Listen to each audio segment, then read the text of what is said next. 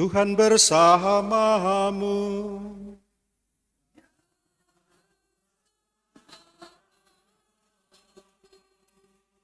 Inilah Injil suci menurut Yohanes.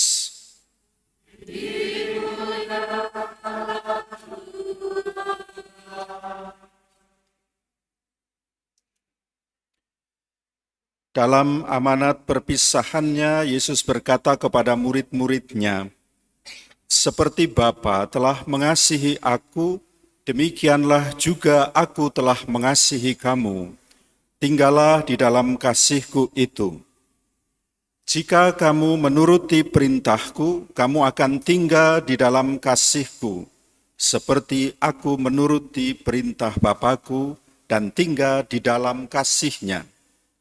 Semuanya itu aku katakan kepadamu, supaya sukacitaku ada di dalam kamu, dan sukacitamu menjadi penuh. Inilah perintahku, yaitu supaya kamu saling mengasihi, seperti aku telah mengasihi kamu. Tidak ada kasih yang lebih besar daripada kasih seseorang yang memberikan nyawanya demi sahabat-sahabatnya.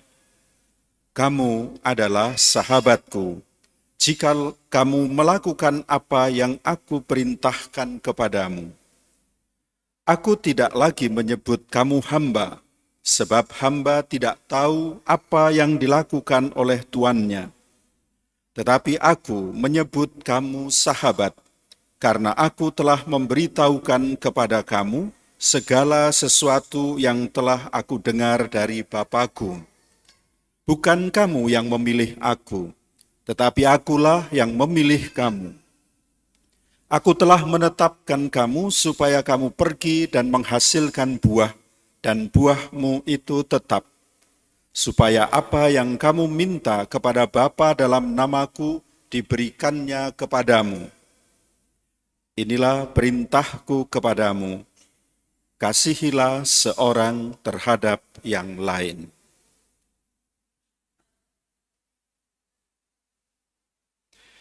Demikianlah sabda Tuhan.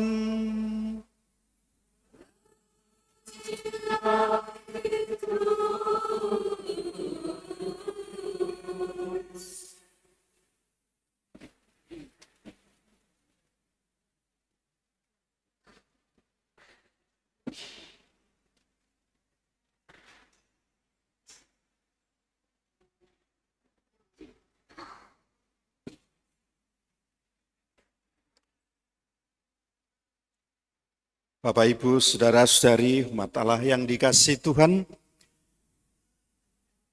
tadi sebelum saya berangkat dari Panjang ke sini, saya sempat membaca yang dikirim dari sekretariat tentang majalah mingguan, Warta Minggu. Di bagian depan itu ada renungan yang menarik, dan itu terkait dengan pewartaan sabda Tuhan pada perayaan Ekaristi Minggu Paskah ke-6 ini. Saya tidak tahu secara teknis itu dikirimkan kepada siapa saja, tapi saya membayangkan kalau itu sudah disebarkan kepada semua orang yang mempunyai HP canggih, maka sebetulnya khotbahnya selesai. Tidak perlu panjang.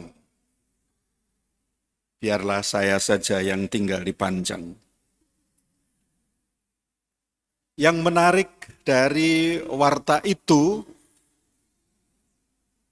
penjelasannya, tetapi lebih dari itu, ada banyak pertanyaan-pertanyaan. Apakah orang yang sudah dibaptis otomatis selamat? Apakah yang belum dibaptis tidak selamat? Apakah orang-orang lain yang tidak mengenal Kristus juga bisa selamat? Macam-macam pertanyaannya. Saya hanya mau mendalami Kalau saya sendiri, Anda masing-masing bertanya, kalau saya sendiri bagaimana kira-kira? Apakah saya juga akan selamat? Melalui sabda Tuhan yang hari ini kita dengar, yang diwartakan gereja pada Minggu Paskah ke-6 ini, bisa jadi kalau kita tidak menyatu dengan Tuhan dan tidak menunjukkan kualitas hidup penuh cinta kasih, maka sebetulnya kita ngaku Katolik tetapi kita tidak bakal selamat juga. Kok bisa, Romo? Ya bisa saja, karena di dunia ini segala sesuatu bisa mungkin terjadi, gitu.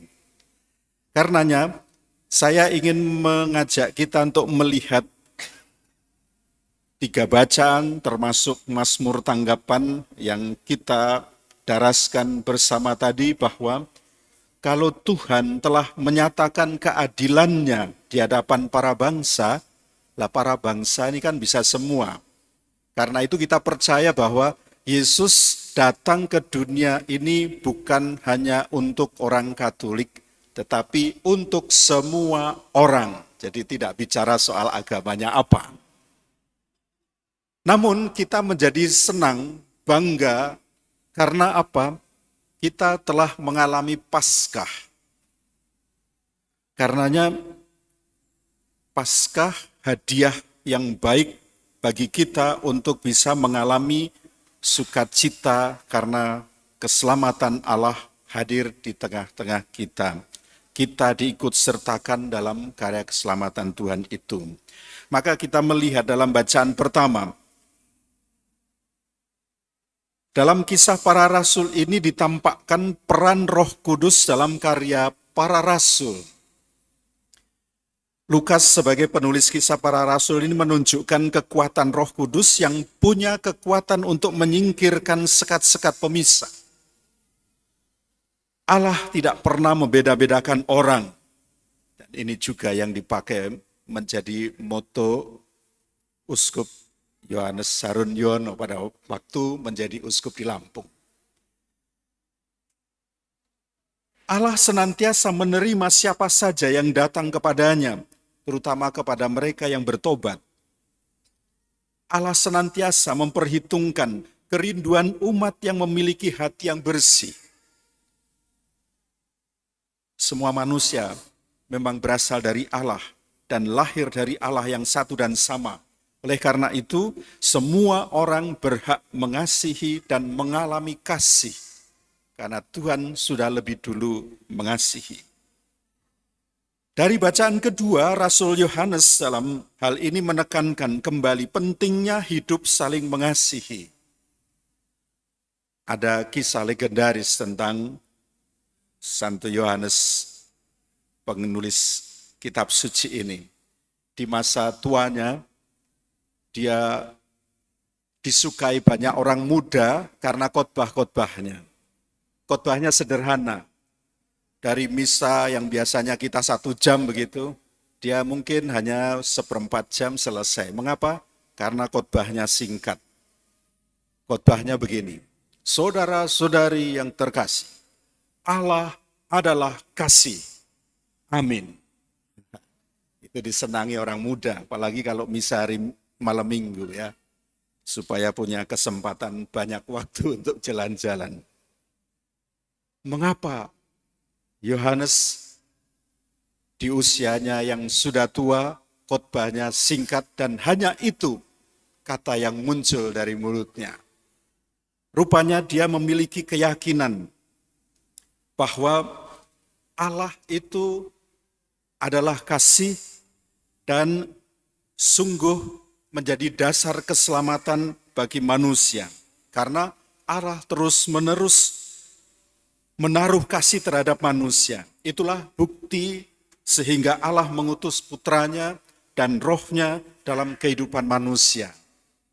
Karena kasih menjadi kepenuhannya, maka segala macam khotbah yang panjang lebar itu akhirnya hanya mengerucut pada satu kata, kasih itu. Dan dia benar. Hari ini kita mendengar itu lagi. Maka dalam Injil meneruskan ungkapan kasih di sini menandaskan bagaimana Allah tetap konsisten untuk mengasihi manusia.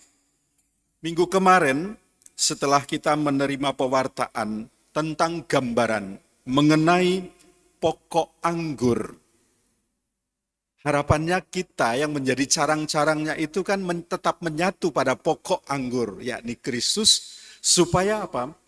Bisa tumbuh, berbunga, berbuah. Dan buahnya diharapkan oleh banyak orang menjadi enak, dinikmati sebanyak mungkin orang. Minggu ini, Yesus menunjukkan dasar kesatuan mereka satu sama lain.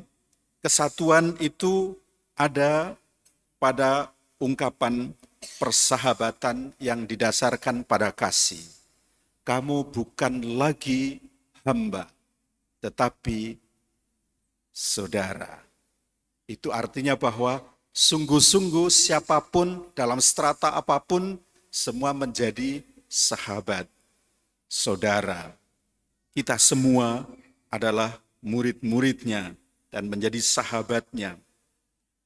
Orang yang percaya akan kasih Allah terdorong untuk menaruh kasihnya terhadap sesama.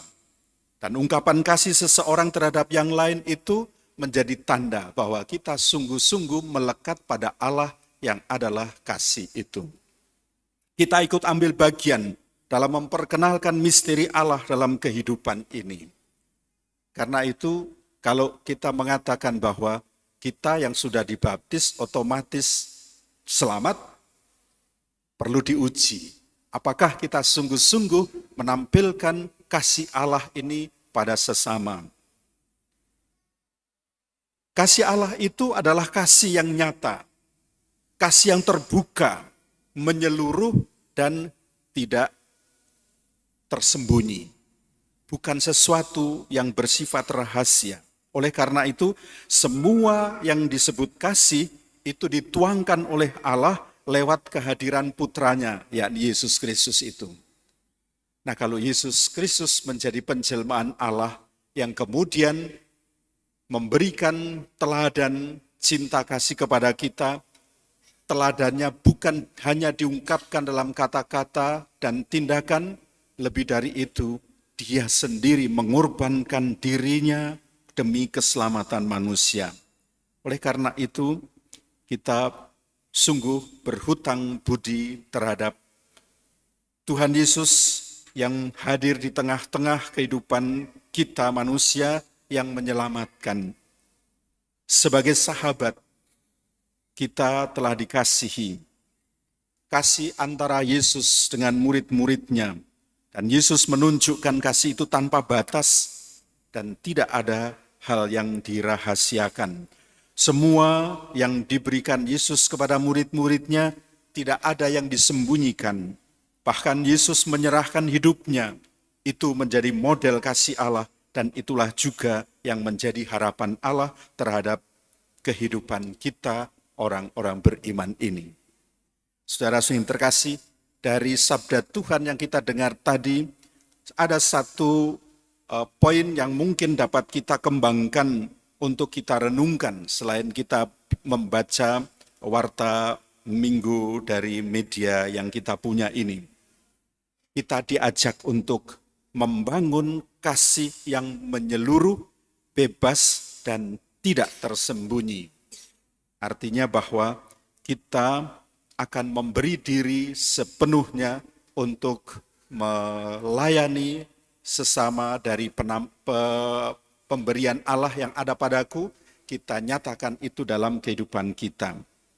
Allah yang telah memberikan cinta kasih terhadap manusia tanpa membeda-bedakan itu, telah mencintai manusia secara penuh dan bebas, serta terbuka pada manusia siapapun.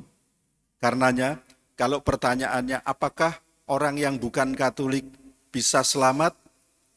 Konsili Vatikan kedua mengajarkan bisa kalau mereka menunjukkan cinta kasih yang sama dengan kita yang sudah menerima pengajaran dari Kristus sendiri itu.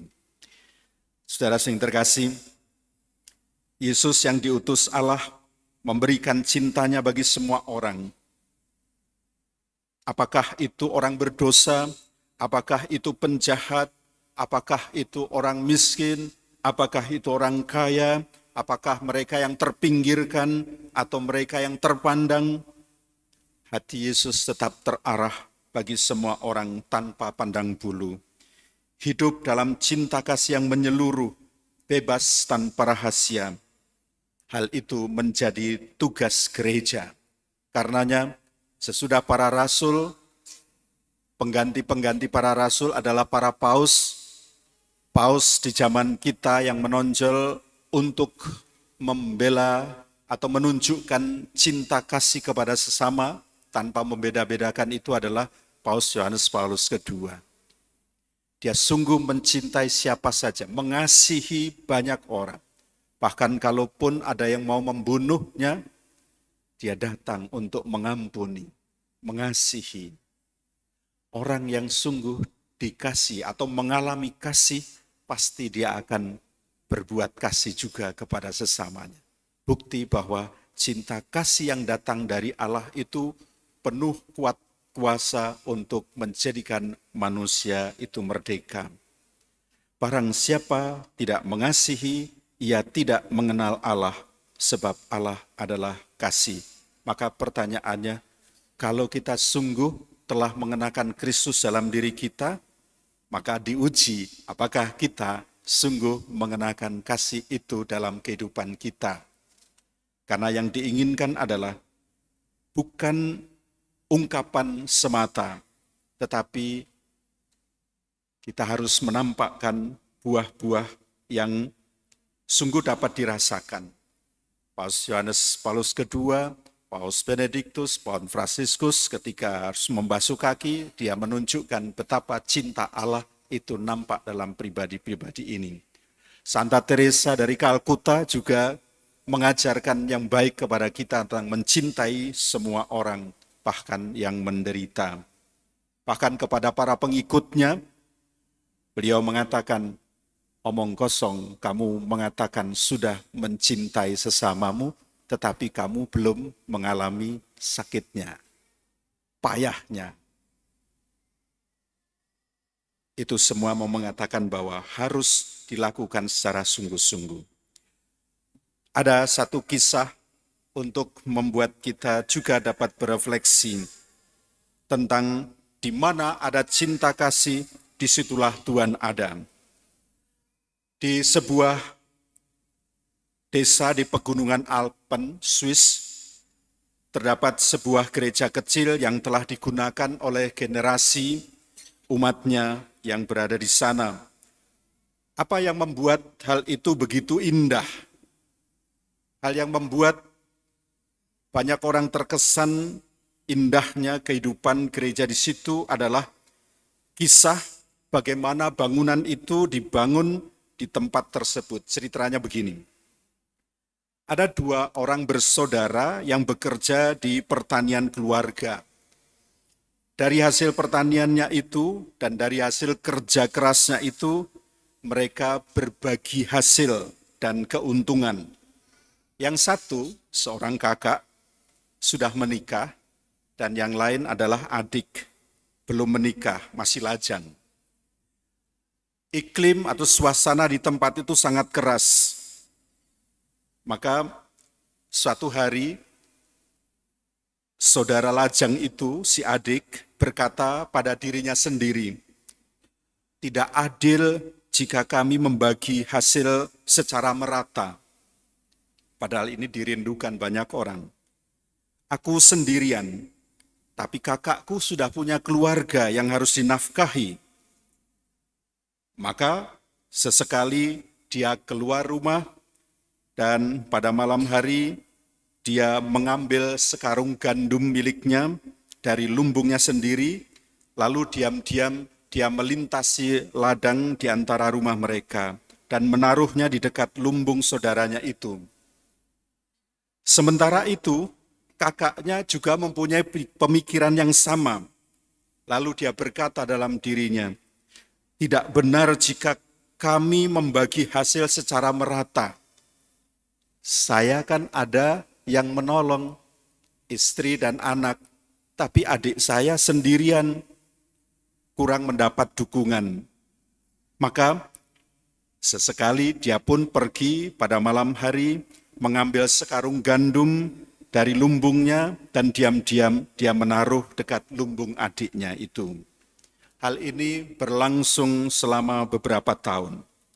Setiap kali kakak beradik itu rupanya merasa bingung karena persediaan gandumnya itu tidak pernah berkurang. Si adik memberi kakaknya, kakaknya diam-diam memberi pada adiknya. Lalu satu malam ternyata mereka bertemu satu sama lain dalam kegelapan sambil masing-masing membawa satu karung gandum. Ketika mereka menyadari apa yang telah terjadi, mereka menjatuhkan karung mereka dan akhirnya saling berpelukan. Tiba-tiba ada suara dari surga berkata, di sini aku akan membangun gerejaku, karena di mana orang bertemu dalam cinta, disitulah kehadiranku akan berdiam. Saudara yang terkasih, kita adalah himpunan gereja yang bersatu. Tahukah Yesus sekarang ada di tengah-tengah kita? Nggak kelihatan sih. Tapi ketika kita bersaudara, bersatu dalam cinta, maka hidup kita juga akan memancarkan cinta Tuhan itu. Kita semua telah mengalami kasih Kristus. Injil mengatakan, seperti Bapa mengasihi aku, demikian pula aku mengasihi kamu, dan kasih Kristus itu sedemikian besarnya, sampai ia menyerahkan nyawanya bagi kita. Bagaimana dengan kita? Kiranya jelas untuk kita bahwa yang pertama-tama kita harus tinggal dulu dalam kasih Kristus, yang berarti bahwa kita harus bisa mengalami dan mengerti apa kasih Kristus kepada kita itu. Ini adalah dasar yang tepat untuk menjadi landasan bagi cinta kita kepada sesama. Dan selanjutnya, kalau kita sudah mengalami dan mengerti Kristus, maka kita harus dapat juga mengamalkannya kepada orang lain dalam perbuatan nyata. Kasih yang berasal dari Kristus tidak boleh kerdil dan mandul, melainkan harus tumbuh dan berbuah.